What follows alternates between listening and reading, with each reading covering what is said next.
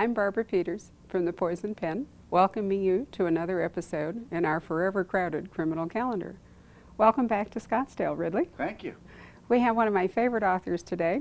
I tend to say that every week because every week it is my favorite author. But that's true for authors, Author isn't it? du jour. Well, it is author du jour, but actually, couldn't we say fairly that for most authors, whatever book you've come to promote on a tour, which is what usually brings you here, is your favorite book? Absolutely. No, I agree with that completely. It's because they're like children, you know, so your most recent memory is all that work on that book and all that fun in that book, and it's your favorite book. It's always funny because people inevitably ask you what your favorite book is, and you go, well, of course, it's The First Victim, you know, and they go, oh, no, it must be, you know, and you go, no, that was 8 years ago, you know. Exactly. Yeah. I've seen that happen quite a lot, so I think I'm into that syndrome about this on the program. But actually, I was thinking on my way down here today, we've been doing this a long time, although not on television. What is this, about your 6th or 7th signing here? Oh, yeah, and it's including some unknown books, it's my 15th book, so it's a long chain. And I love it here, I have to say. You've always been. It's become my second home of bookdom. It has. Well, that's very Thanks nice to of you. Well, I think you're a sport, because coming to Phoenix in July is a test for somebody. During the monsoon season, I hear. That too. But I was thinking that normally you live in the Pacific Northwest, where it's cooler and wetter. Boy, we've been fighting to have any summer at all, so it's actually welcome to be warm. It's been very cool up in the Northwest. So how come you're the only mystery writer I know who lives in Idaho? I may be the only one living in Idaho. Well, I'm not sure you're not. Why Idaho? Are you from there? No, I was from Connecticut originally, and my brother bought a ranch in Idaho and moved out there and lured our family one by one. And I eventually went out there because I'd been playing music for 10 years professionally, and he knew I was writing. I'd been writing for about 5 of those years. And he said, why don't you just come out here and live and write for 6 months? And so I went out and lived with him and his wife and wrote for 6 months and never went back. That was that. Never went back east. I fell in love with the area. Well, I can imagine. I haven't been there for years, but I remember Coeur d'Alene is one, which is not right where you live, one of the most beautiful places I'd ever been. Idaho is so pretty, and it's peaceful and it's quiet, and you can come into cities and get that hit and do the research and have a lot of fun with the experts, but there's nothing like a light wind blowing out a studio window to keep you writing. You know. Are you a serious skier and snowboarder? I love those sports. I love fly fishing. The writing career dominates my life. I mean, I write 10 hours a day, Monday through Friday. I write 4 to 5 hours a day, Saturday and Sunday both. I write about a 70-hour week. And for The First Victim, I did 8 full drafts. Touched every sentence 8 times. Wow. And that takes so many hours that although there are these sports I love and I live right where you can do them, I just don't have the time to do them. Or I have the time, I don't choose to take the time to do them. And I really believe in the whole self-discipline thing about writing, and that the minute you start allowing yourself an excuse, because there are many days you sit down and you know you're doing no good. You know, it's mashed potatoes that's coming out of you. And you can say to yourself, well, this is a wasted day, I should go skiing. And I probably should, but I'm afraid if I do, then the next day I'll go, oh, this feels like a mashed potato day, I think I'll go skiing, you know, and never get back to it.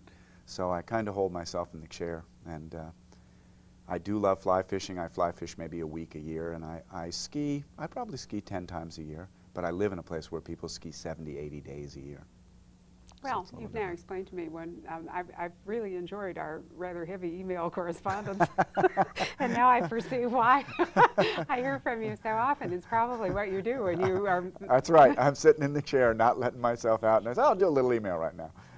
Yeah. You know, it's, I mean, I knew Isaac Asimov before his death, and he, at one point in his career, he wrote a book a month. He was writing 12 books a year. And I said, how do you do this? Because it intrigued me just to be that prolific.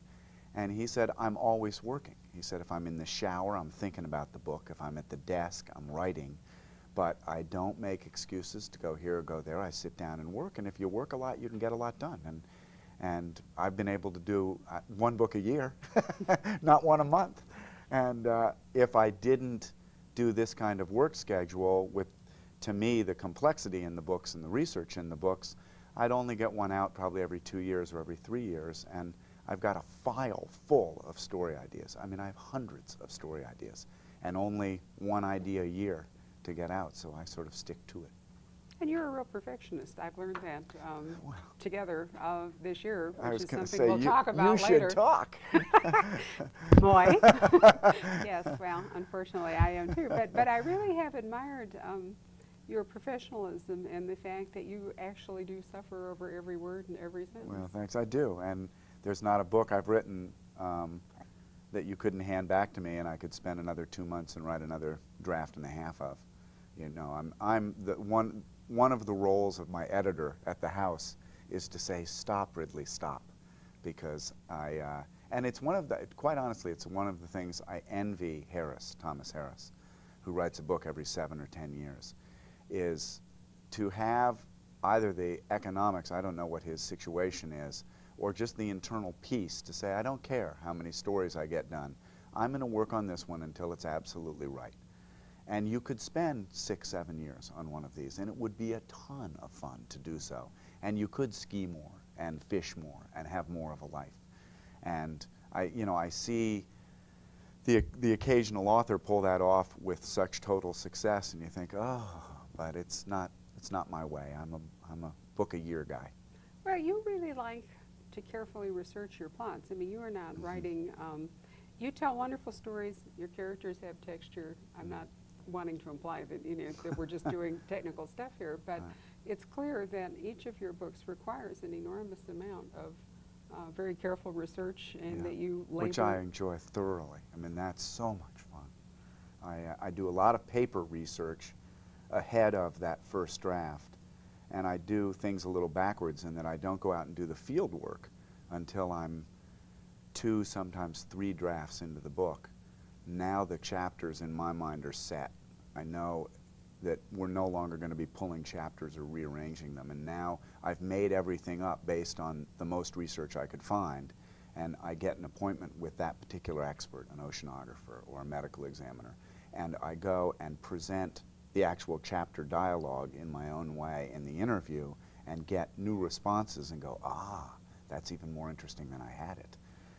And sometimes in several of the books, those interviews are set right into the book, cleaned up, as the dialogue in the book with the permission of the person. If I do it backwards and do all that research ahead of time, then I take up, the chief medical examiner of Seattle's valuable afternoon, and when I give him the book, he isn't in there. And he goes, I wonder why I did that interview with Ridley. But if I do it later, I'm guaranteed that that is going to be in there. And so I justify my interview, and they'll give me an afternoon because they see themselves in there. Sure, but it also seems to me must have the advantage then that the research you do follows the story, and you're not actually writing something that's just showcasing your research. That's right, and hopefully isn't research heavy. I mean, it's funny because when I go on camera or radio or whatever, I talk a lot about the research, and I think sometimes I give the impression that all these things are is data, and I don't care for those books, quite honestly, the ones that tell you what the trigger weight is of I don't care. I want the story and the characters, but Clavel had written Noble House 10, 12 years ago, and that book changed my whole approach to writing, because I'd been published for 2 or 3 books, and I read Noble House. It was, I don't know, 1,100 pages, something like that. It was a huge book, and I couldn't put it down, literally. I read it in 3 days straight. I'm a slow reader, and I read it in 3 days straight, and I shut it, and only then did it dawn on me all the things I'd learned while I read the book. While I was reading it, I didn't even know it. And I thought, what am I doing? I should be informing the reader as well as entertaining the reader, and then everybody gets more out of it.